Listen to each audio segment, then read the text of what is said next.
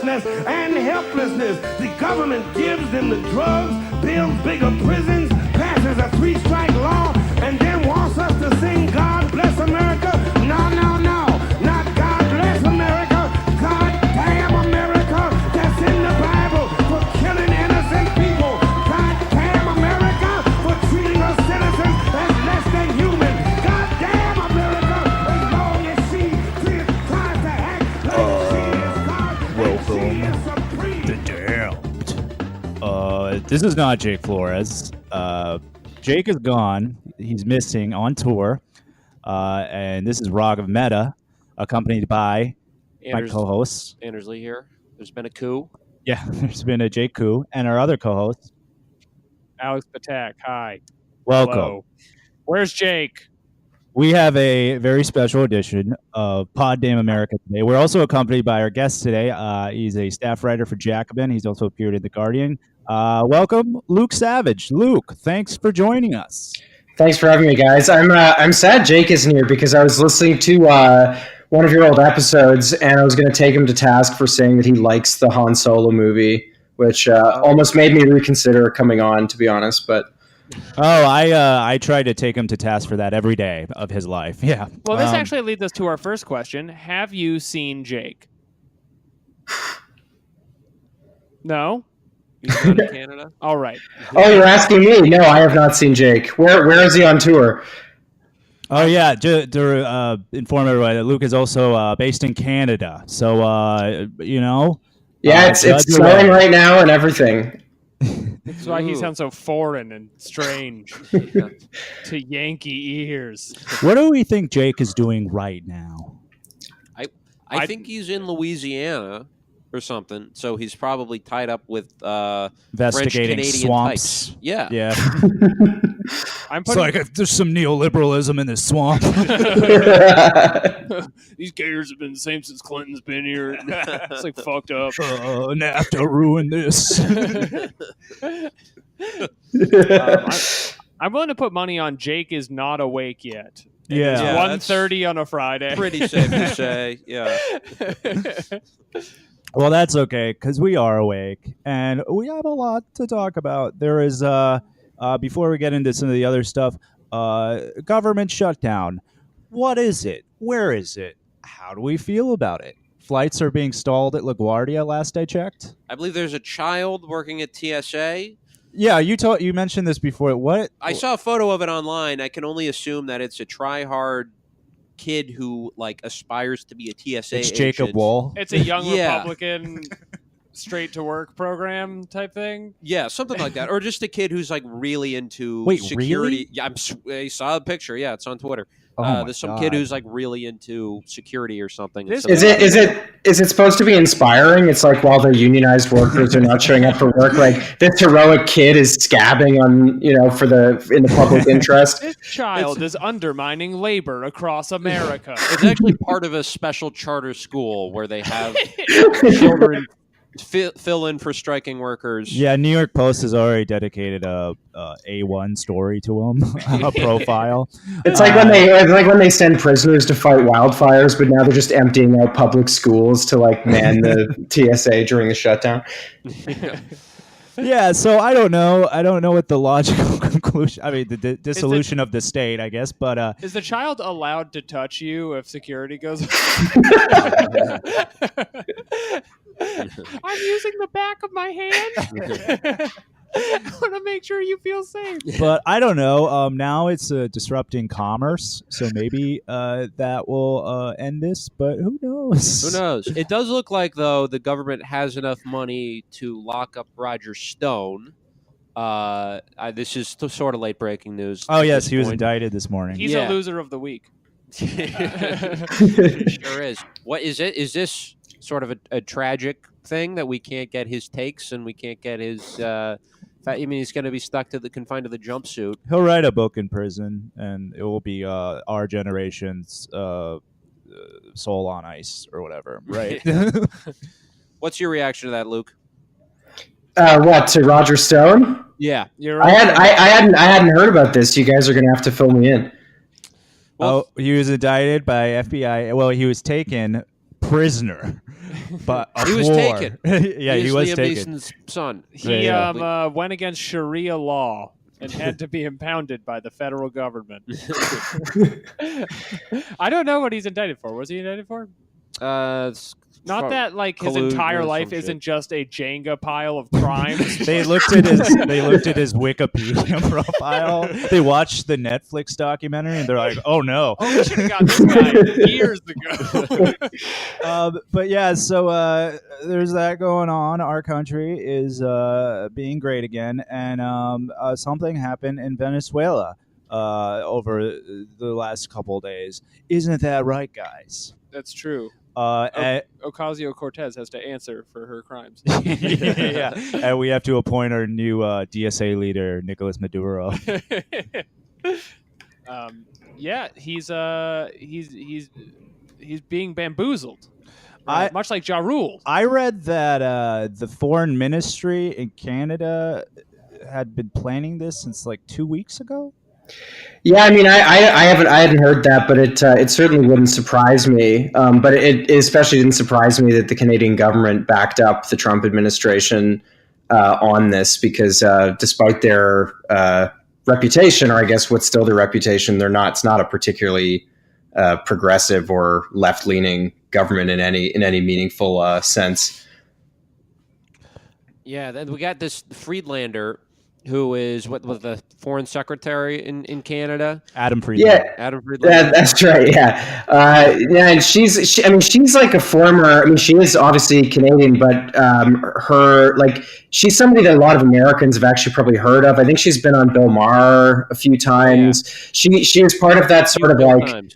Yeah, that's right. She's part of like that sort of New York Times orbit. I think she was involved in Reuters at one point, and she wrote kind of like a not particularly good book about inequality. It was kind of part of that like post-Occupy zeitgeist of like lib responses or whatever. And so that's kind of her background. But yeah, I don't know. Didn't surprise me that Canada's government backed Trump on this. We should do like a quick recap of the situation if you're totally in the woods and haven't heard anything about Venezuela in the last week. The leader of their opposition party just declared himself president, and then a coalition of world governments all recognized him as president. Yeah, and from what I understand, I think this was kind of like a Kushner-led thing, and they didn't alert U.S. diplomats that they were backing the coup. And U.S. diplomats, I think, found out through just like a news alert, and then they were given like 72 hours to leave the country. Yeah, well, it seems so at this point anyway. It seems like it's a mostly symbolic thing, because the military at this point is still backing Maduro like 100%. Right. So you have all these countries recognizing him as not the president. So in the eyes of the international community, he's illegitimate, but he was still elected in Venezuela and has the authority to, I guess, quash the opposition by force if necessary, which not a great scenario. But it does seem like a thing he loves doing. So yeah, it might happen. The scary thing about this is when you're in a situation where there's a coup rising with only international support, you have to wonder, is there the specter of like, oh, are we going to send them troops? Or, how are they going to pull this off? So it's kind of a scary time all around. And also France joined the coalition. That's right too. So France. They love coalitions. I guess. They love freedom, yeah. Well, Luke, you mentioned the rhetoric of inequality and how that's sort of been taken up by a whole people from a bunch of different sort of perspectives, on the left anyway. How has that played out in Canada? Because you've seen, as you've written about, Trudeau has really taken up this 99% versus 1% rhetoric during the elections anyway, but it hasn't quite played out in sort of a policy framework with that. It hasn't. He hasn't really addressed inequality in a substantive way. Oh yeah, absolutely not. I mean, I would say the best way to understand obviously Canada has its own kind of like weirdness and stuff that like maybe doesn't translate to an American context that well. But the best way to understand what happened in Canada in 2015 from a US perspective is like, imagine if the Democrats were like 10% smarter about their branding and still had the same kind of generally conservative and shitty orientation, but they understood that, this is kind of language that will resonate with people and which people will find, attractive and will want to vote for. So that's basically what they did. In the summer of 2015, they started talking about how they're anti-austerity and how they're going to run this big, they're going to run deficits, and they're going to do like, and that was considered a really big break with kind of I guess economic orthodoxy, because like saying you're going to run deficits is supposed to be political suicide. And they said, yeah, we're going to raise taxes on the 1%, which, like, if you look at what they actually did, is not really. They also did a tax cut for mostly the top 10% of people. So it was kind of a bullshit move. But it sound like they did any of the things they said they did. No. And I mean, even the deficit spending is just like, when they actually announced it, it's all just like, putting up money that's designed to attract like corporate investors and stuff. Like it was a total feint. But it was smarter than what the Democrats did in 2016, where they were just like, Hillary Clinton is the most qualified person, and if you're not enthusiastic head over heels for her, it means you're a bad person. So they were smart about that, and they've also been really savvy about their branding internationally. So Trudeau, he had that Rolling Stone cover. Periodically, he'll go to these like big conferences, and he'll, wear like a 3-piece suit, and he'll stand up with like an expensive glass of champagne, and he'll say like, the global elite needs to understand that inequality is a problem or something. And he doesn't even have to say anything substantive. It's just, I guess, so rare for world leaders to talk that way, even if it's totally superficial. The coverage that he gets every time he does that is always like so fawning, and I think that's given the impression that Canada has this like ultra woke left leaning government, which just like isn't the case at all. Yeah, he seems to be building off of this superficial Obama brand of neoliberalism, where he can be all things to all people, and it's all aesthetic and optics, while he's spearheading arms deals. And it doesn't even have the like Obama, even though he was ultimately a very orthodox politician. I mean, he was an outsider in 2007, 2008, right? I mean, he was this junior senator who was considered a long shot, and his middle name was Hussein, and he was black, and he was running against Hillary Clinton. And Trudeau doesn't even have that. Like, Trudeau is just the son of a former prime minister who basically inherited Canada's default ruling party. And so, that's why what happened in 2015 kind of worked the way it did. It was this perfect package where it had this kind of this novelty of like, things are going to change, and, we're going to fight inequality. But it was all in this very safe package, because it's like, but it's just a Trudeau, and it's just the Liberal Party. Right. It's weird because he is this, as you mentioned, like this legacy politician. He's a white dude, but he still is, along with the inequality rhetoric, very big on, I guess, as you said, wokeness, Raghav. And I just want to quote something he said recently that you posted at the Davos convention or forum, whatever the hell it is. He says, diversity is the engine of invention. Little rhyme there. It generates creativity that enriches the world. What? I know we all speak English, Canada and the United States, but could you maybe translate that for us?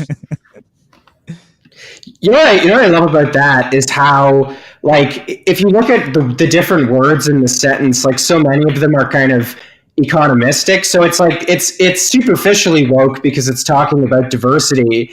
But like, look at it. So you've got diversity is an engine, right? And of invention, and it's generating creativity. And the end result of that process is it enriching the world.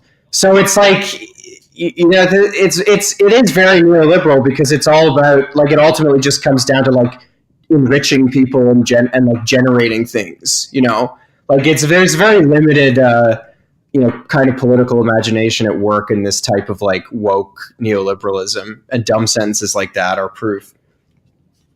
It sounds like the scene in Anchorman where they're discussing diversity. It's like, diversity is an old wooden ship. And they're like, yes. Well, speaking of old wooden ships, this Davos Forum has a lot of these crusty old wooden people. Trudeau is one of the most charismatic figures there, I would say. But what the hell is Davos? Like, what do they do there? I had no where idea is what it? This was. What is the point of this thing? It's like I don't know. It's like fart sniffing for the global elite. Like they get together and they just like spin these kind of weird like yarns about, like, there were some other things. The Trudeau thing you quoted is from 2016, and they made a bunch of these shareables, I guess, to like advertise how cool and woke and progressive Davos is. And I mean, that's not even close to the most ridiculous one. There's the CEO of Coca-Cola, and he said, we need the 3 W's: women, water, and well-being. So I'll leave it to you guys to translate that. There was somebody else, her quote was, the 4th Industrial Revolution should be a revolution of values. She's the CEO of something or other. And then there's, for some reason, just Will.i.am has one of these. And his quote is just, W. and he's wearing, yeah. And he's just wearing these, like these big glasses. And his quote is, let's put our optimism goggles on. Jesus. His glasses do look like optimism goggles. I will say it. Will.i.am. My favorite part. I've watched a couple of Davos clips. They did address Ocasio-Cortez's 70% marginal tax rate proposal, and it was directed at Michael Dell of Dell Computers, and he kind of scoffed and laughed it off, and he was like, "Oh, where does policy like that even work?" And right next to him, a guy, he's the director of Initiative on Digital Economy at MIT. His name's Eric Brynjolfsson. Literally cut him off, and he said, well, it worked here. And the quote is, from about the 1930s through about the 1960s, the tax rate averaged about 70%. At times, it was up as high as 95%, and those were actually pretty good years for growth. There's actually a lot of economics that suggest it's not necessarily going to hurt growth. And everyone just kind of brushed it off like he did not say that. Whatever, nerd. yeah, right. You didn't invent a computer. You're like, fuck off. Well, actually, bro. He's like the Neil deGrasse Tyson of that panel. Well, as we've seen, and he was sort of ambiguous about the implications of that fact, whether or not he was sort of saying, like, this is just we did do this, whether or not we want to pursue it now is another question. Yes. But that ambiguity, it seems, is pretty commonplace from what I've noticed, at least in Canadian politics.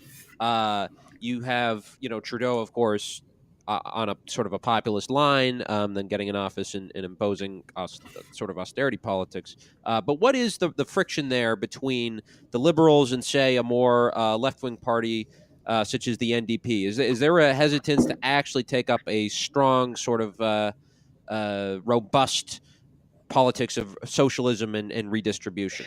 It's complicated because the founding of the NDP, or the predecessor of the NDP, which was founded in the 30s, had eradicating capitalism, like that phrase, in its founding document, the Regina Manifesto.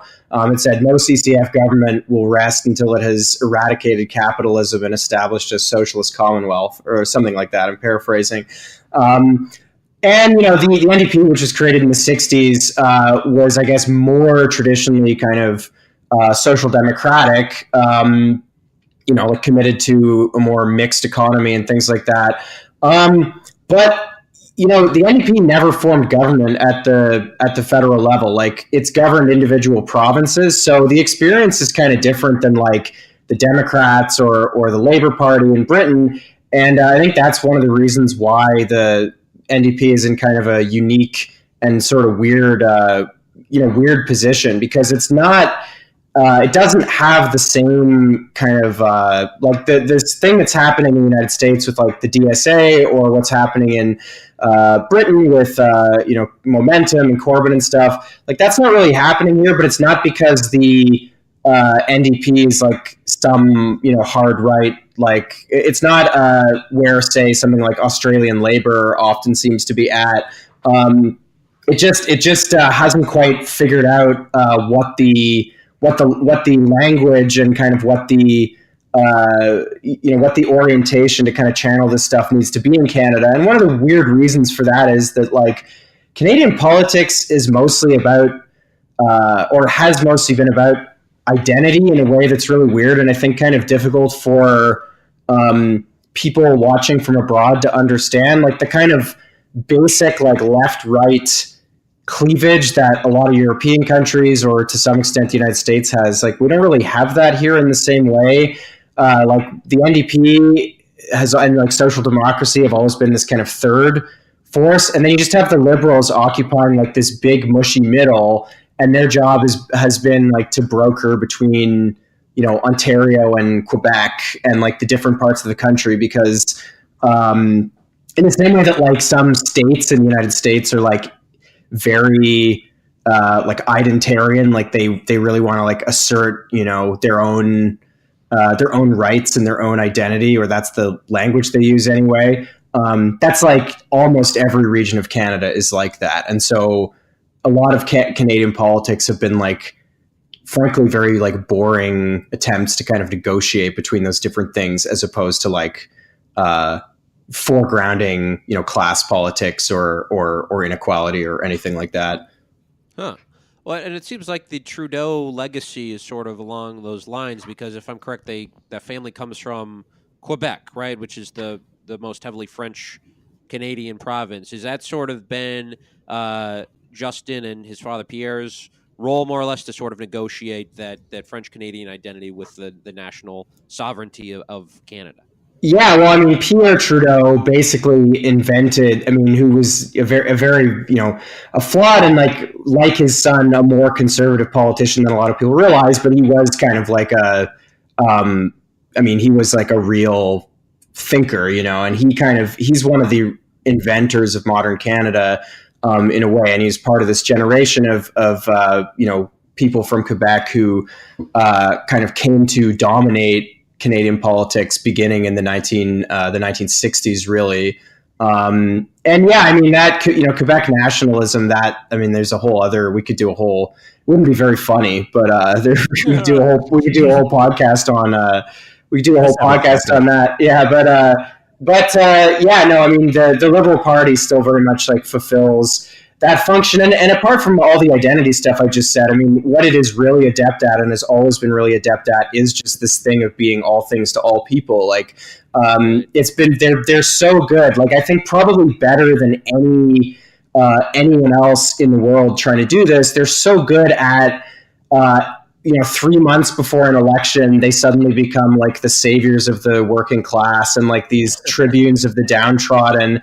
And then when they're actually in government, it's just the same, bullshit. And it's just, bankers and business people running everything. And even when they do have like, these sort of somewhat well-meaning academics or whatever that make it into cabinet with them, like those people just don't have any kind of clout or say or whatever.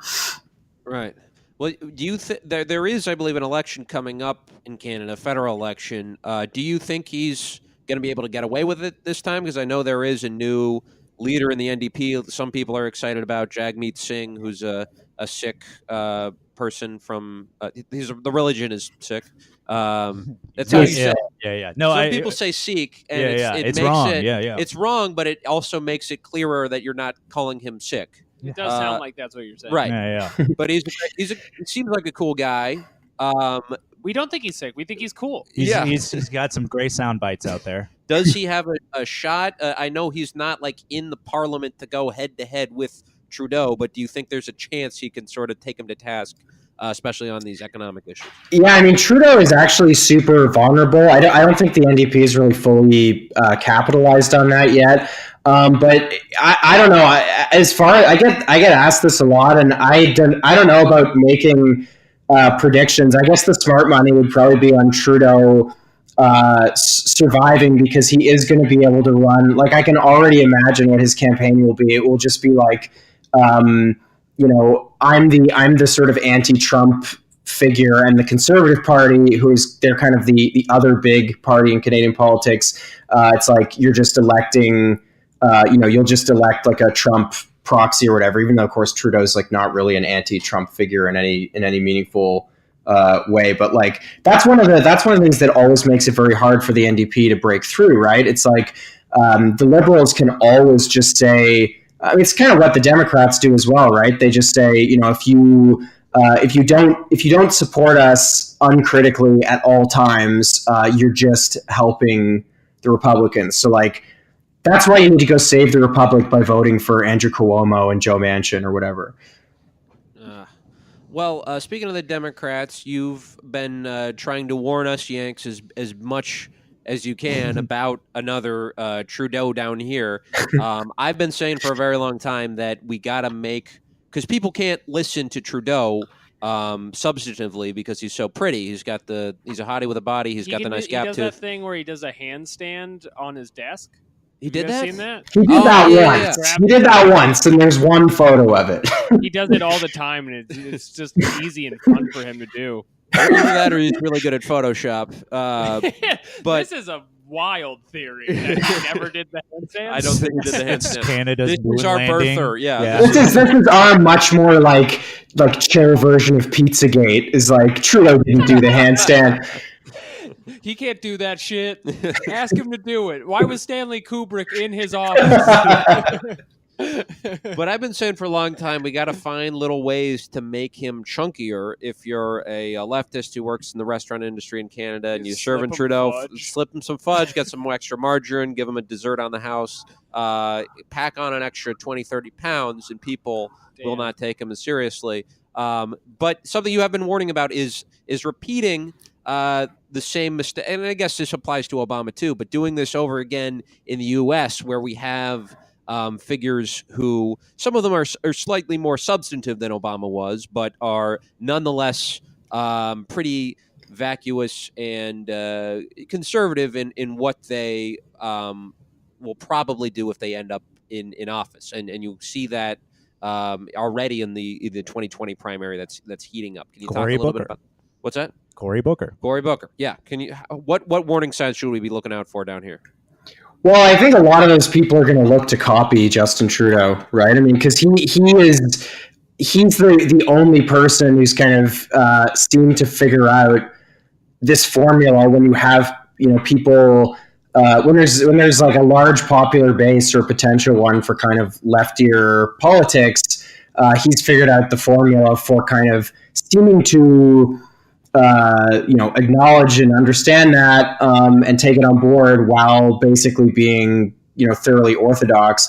And I have to say though, I've expected. I mean, Cory Booker hasn't announced yet, but Gillibrand and Harris have started posturing, and they are not like I expected them to pander to the left a lot more, and they don't really seem to get it. And then you got Biden, who, I mean, granted he hasn't announced yet, but just this week he was talking about how, they say that, it's a sin to like Republicans. Well, forgive me, Father, for I've sinned. Like he's posturing himself as like, it's so corny. It's such bullshit. I'm like, I don't think it's out of the realm of possibility that they're like they could try to do something like a Biden Romney, joint ticket, or maybe resurrect the corpse of Joe Lieberman. Not that he's actually dead, but resurrect the corpse of Joe Lieberman to come and just take another kick at the can or something. Like these people are really,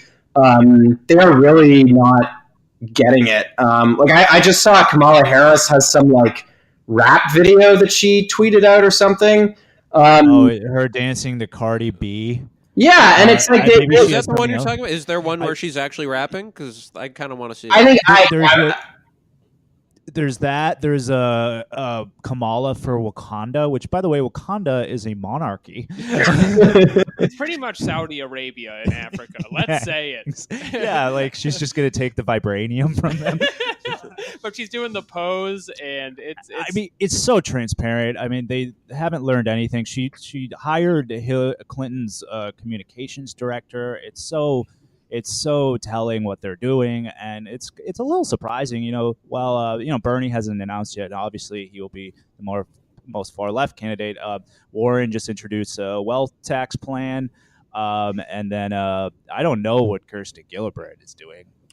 Well, she just said she isn't really going to try to end the filibuster. Yeah, the 50%. Very inspiring. And her rationale for that was like, well, if you don't have 60 votes for something, maybe you haven't done the advocacy work or something, as if the American legislative process is some really good faith thing where you just advocate and you persuade people and then you get 60 votes. Like, what she's effectively saying is, like, she's giving herself a foil for, like, if she becomes president and doesn't get any progressive policies through, she can be like, well, the filibuster was there and we didn't have the votes. But it's just like a way of kneecapping any even remotely progressive policy agenda before it even has a chance to breathe.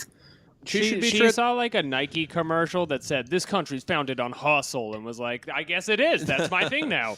She should be transparent. She's like, if we want to get anything done, we have to buy Joe Manchin an ATV. A fleet, an entire fleet of ATVs. If we're operating under the dumbest thing will happen theory, I see them nominating Cory Booker with a Romney ticket. I see that happening. The Bear Stearns ticket. Yeah. I don't think Booker has it. I don't think he'll win. But if we were assuming the dumbest thing will happen, that's which what party's I for imagine. LGBT rights? Well, we've got two daddies on the same ticket. We got the common sense Republican who's known for losing, and we got this bald guy.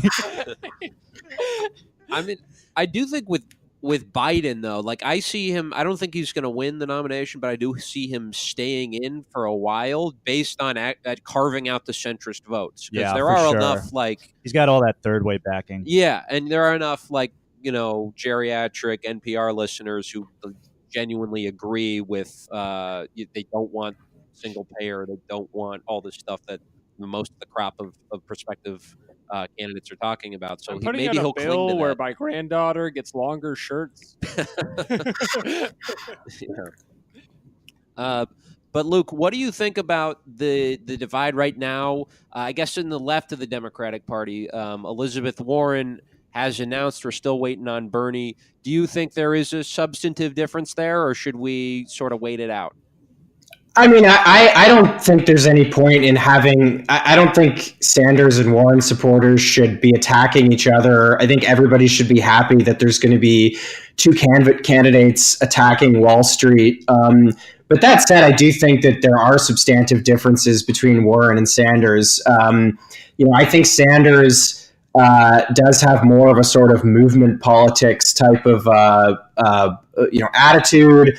He's somebody that's been immersed in the left for a lot longer. Elizabeth Warren was, I think, voting Republican or even registered as a Republican into the 90s. Yeah, and I mean, Warren, the thing that she really understands, which seems to elude most other Democrats, is that actually naming and shaming corporate malefactors is the right thing to do and is also smart politics.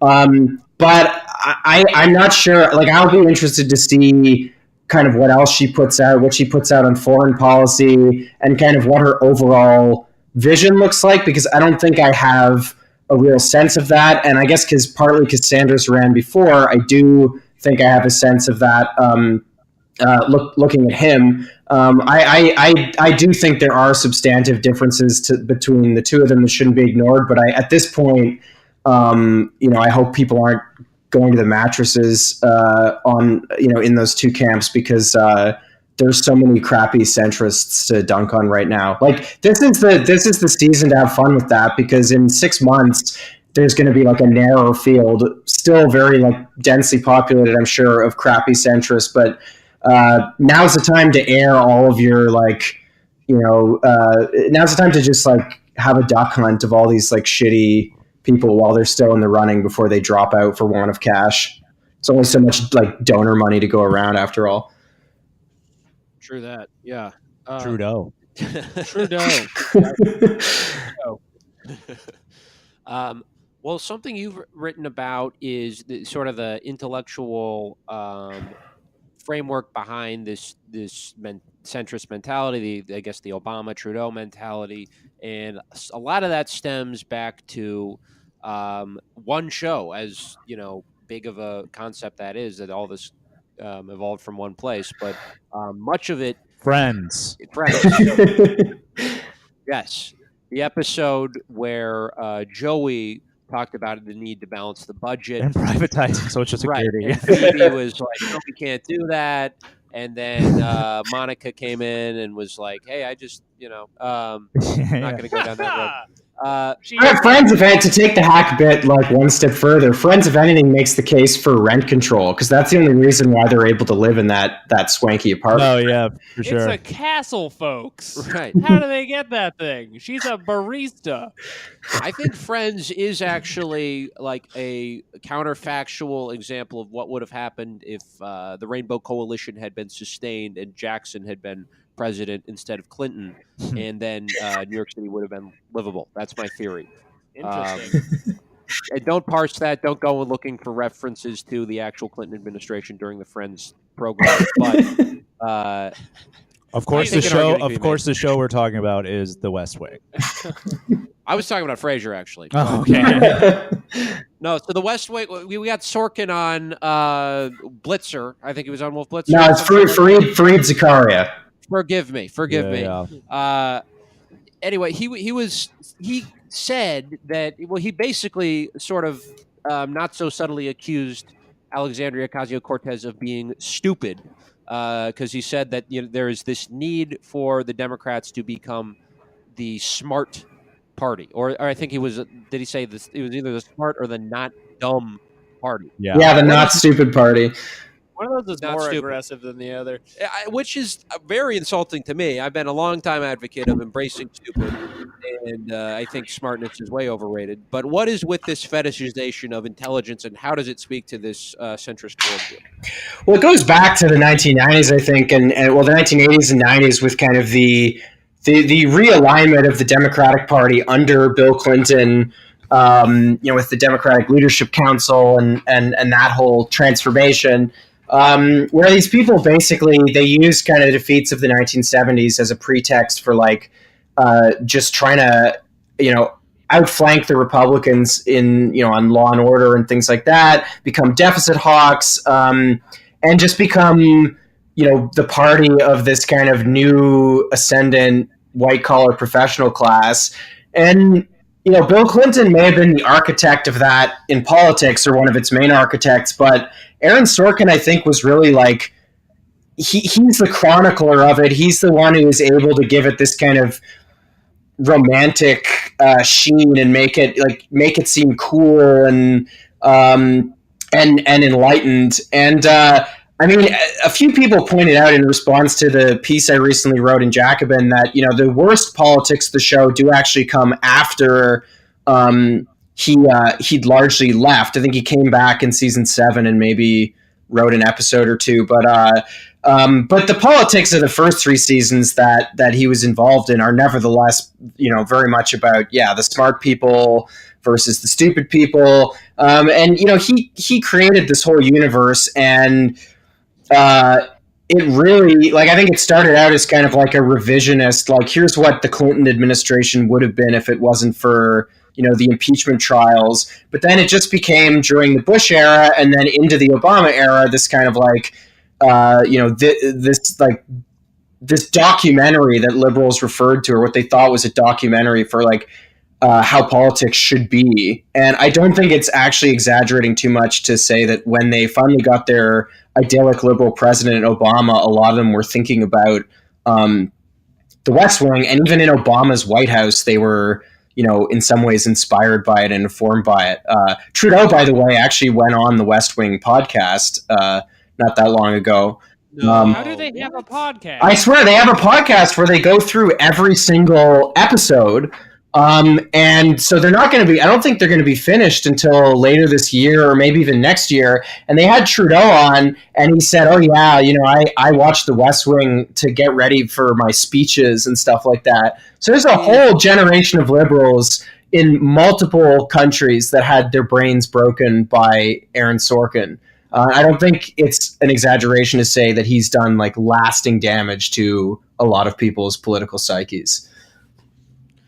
And what he wants ultimately, or what they embrace, as you pointed out, especially given the threat of climate change, is ultimately a kind of nihilism, right? Like these things are not, norms are not as important as carbon.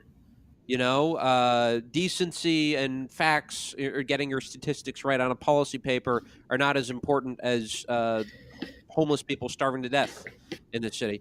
And I remember there was a episode of The West Wing where they had Rob Lowe's character, who I guess Rob Lowe ended up actually embracing the own views of his character on The West Wing, who was talking about taxes, and he was talking about how much he gets taxed and how, like, I pay X, 70% of taxes or whatever, but I don't get 70% of fire department services or schools or all this bullshit. I got all these fires and no one's helping. Could you imagine a world where there's two fires in the same block and Rob Lowe gets 70% of the fire department? His house is just always on fire. Yeah, like to what extent is Sorkin sort of just injecting his cranky, like, rich guy reactionaryism into what he dresses up as like a liberal, ostensibly progressive, inequality, not having fantasy? Yeah, actually, what's funny about before I answer that Rob Lowe clip, he actually tweeted that out during a Democratic debate between Sanders and Clinton. Like, he tweeted his own character doing this like shitty rant about tax policy, at Bernie Sanders. Like, that's the level of fantasy at work here. Like, this guy is a real human being. He can express his own opinions, and yet he's still choosing to do them in character, because that's the level of fiction that this show and its universe is apparently imposed on American liberalism. I think we all want to hear Rob Lowe go off script ranting about taxes. But the part of the recent Sorkin clip that everybody kind of honed in on, understandably, was this patronizing comment, obviously directed at AOC. But then something he says later in the interview, when he was asked about Trump, he said, "It is not the role of the president to stoop to the lowest common denominator. It is the role of the president to try to elevate us all. And we've had presidents, both Republican and Democrat, who've been fantastic at doing that, who can put a lump in our throat and who can appeal to the better angels in our nature." And then he goes on to describe what that is. And he says, you can make people understand there's more that unites than divides, blah, blah, blah. And then the way he finishes this whole thought is he said, "Honestly, it's good speechwriters is what you need." So I feel like he's being pretty explicit there. Like, the point of politics for him is just, put a lump in the throat of guys like me, write good speeches. Like, I really think it is, like, by its own admission, it is that shallow. So why are these people not just conservatives, is what I ask. Like, is it's purely aesthetic, right? I mean, I think it's channeling the politics of a certain type of urban, like a certain kind of urban liberalism that just doesn't really have the cultural affectations of conservatism and isn't like geographically rooted in the same parts of the country. But I mean, I think the question is onto something, because obviously these two types of political affects do actually converge on a lot of substantive issues, right? They're both obsessed with the deficit, and they're both very suspicious of the idea of using the state to try to do anything good, and to some degree think that anybody doing that is actually like that's the source of the problem is people's like naive do-goodery. But yeah, I mean, the reasons why it's not just conservative. I mean, it is conservative in a small c way in its implications. So we could, actually in detail, maybe dispute how substantively different some of it is. And the West Wing also adores a certain type of conservative, right? They're always putting these. They're always putting these like reasonable Republicans into episodes who sometimes kind of are there to one up the liberal characters and teach us all an important lesson, which is that we all love the troops and we all love this country, and we're all committed to bipartisanship. Yeah, we're all on the same team. So it seems like on the West Wing, Sorkin especially, like there is, a pretense to sort of a higher decency and cultural cosmopolitanism and liberalism, but you see, I would think a lot of some of that worldview is more mendacious, more reactionary, and mean-spirited thought coming out of a figure like Bill Maher. To what extent do you think he is kind of the valve for the nastier sides of this centrist worldview? Yeah, I mean, he has I think he's doing something similar for kind of cable news medium, but it is more openly mean spirited, and it's not just about like the smart dumb binary that Sorkin's so fond of. Like, it's also about this kind of very Bush era clash of civilizations thing. It's like. That wing of kind of the new atheist movement that maybe all of us were probably into kind of circa 2006 or something. Like I know I was, but the atheism often kind of takes a back seat to just like rampant Islamophobia and Bill Maher is like the Chris Hitchens of comedy. Yeah, I mean, I was amazed when I was doing research for the piece I wrote on Bill Maher that he is supposed to be like a comedian. Like, I didn't realize that was like the milieu that he ostensibly came out of, because he's, I guess, kind of like I associated him with people like Jon Stewart and Stephen Colbert. Like, obviously they're a lot different, but just in terms of like the pundit qua comedian or whatever kind of mold. But I didn't realize that he actually comes like from the world of comedy, and then also he's been doing this since the 90s. Like, he used to, like, he had his politically incorrect show, and he's always loved to punch left, I would say, more than punch right, which is actually something that he and Sorkin have in common, another thing they have in common. I have your article up on Bill Maher here, and I was just perusing it before the interview, and there was one quote that really took me out of it, which was Bill Maher in 2001 discussing Vietnam as necessary. Quote, "The bullies of the world, we showed the bullies of the world we would put ourselves on the line and spend lives." He also said it ended the Cold War. It ended the Cold War. It doesn't make any sense. Yeah, that's right. You drop napalm on Vietnam, and then 30 years later, the Soviet Union collapses. Clearly, those are the same thing. Yeah. To be fair, that was after 9/11, and he is, of course, a self-described 9/11 liberal, which is the one. Aren't we all? What's that? I said, aren't we all 9/11 liberals? We are. Everyone after 9/11 is a 9/11 liberal. Yeah. Right. I mean, and they would use that as like, this was our sort of one very brief look at what it's sort of like to have an existential threat to your country and your way of life. It's like the heated gaming moment of politics. Yeah. Things got real, and you said some stuff about Vietnam you can't take back now, and it's coming out in Jacobin. Right, well, yeah, but you went even further than Vietnam. I mean, you had the new atheists come, and just to be clear, before some crank on the internet gets at us, we're not talking about all atheists. We're talking about a specific movement. I wouldn't even call it a movement, a specific fad that began in the 2000s. A cadre Yeah. of idiots. Right. 9/11 atheists. But to what extent do you think that group, that intellectual group of dudes, it was basically all guys, that what do you think that of dudes? What's a cucklet?